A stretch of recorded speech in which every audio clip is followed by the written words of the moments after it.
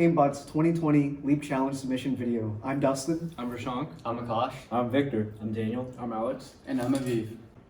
Throughout our brainstorming process for our LEAP submission this year, we continued to have a tendency to pursue wearable tech solutions. From our research, we found that there weren't many accessible wearable tech solutions for mental disorders such as schizophrenia, panic, and bipolar disorders. For these patients, we wanted to contact their caregivers, doctors, and loved ones whenever they've relapsed or had recent episodes. After we were finished with our preliminary research, we turned to the guidance of our mentors to help put us on the right path. Our head mentor, Stephen Ledgerwood, recently served as part of the Multnomah County Corrections Grand Jury, where he got daily insight into inmates living with mental health disorders. Additionally, our programming mentor, Nolan Herger, helped us with ECG data optimization research, as he had done it with his master's program. Through our discussions, we noticed that many people in the jail system are there due to their mental state.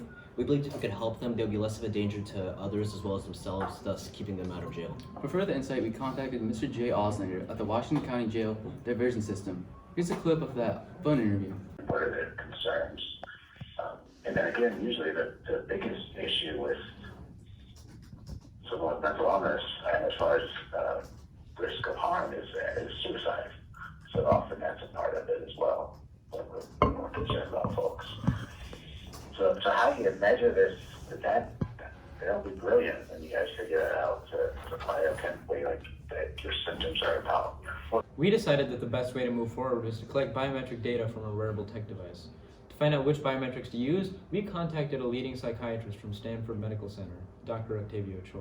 Yeah, I think, so I think a very clear, so I think a disorder with a very clear physiological marker would be something like panic disorder.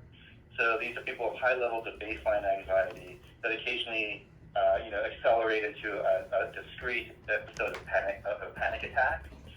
And during that panic attack, you will definitely pick up, So a simple thing, one of the most useful things to be able to track that is really hard to track without equipment is sleep patterns.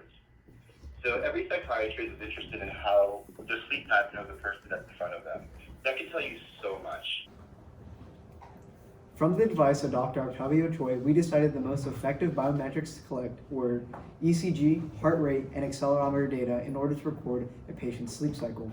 Currently on our desktop, we have the processing software being run. It is using Java as part of our programming language, as opposed to Arduino C and Python that we've used with the other programs. In the top left corner, we have the beats per minute and movement being displayed. They represent the data that's being outputted by our two devices that we're using as part of our Arduino module.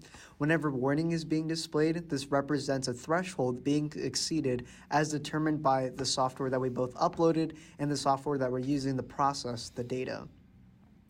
We try to implement irregular patterns that were simulated rather than actual physical practicality in order to represent certain aspects of where the threshold will actually be exceeded.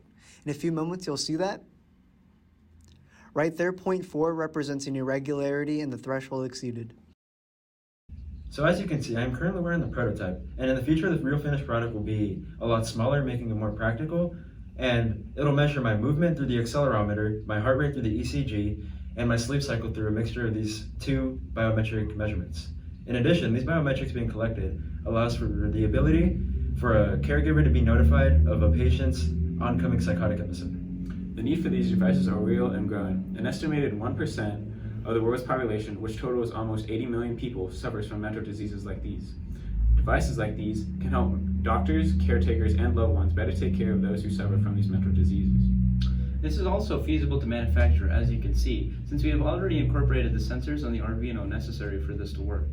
In the future, we just need to shrink the device and have a better manufacturing product in the future.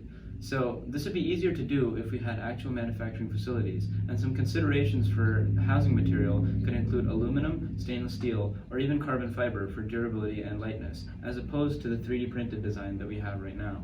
This has the potential to have a deep impact, since it prevents people struggling with mental disorders from harming themselves and the people around them.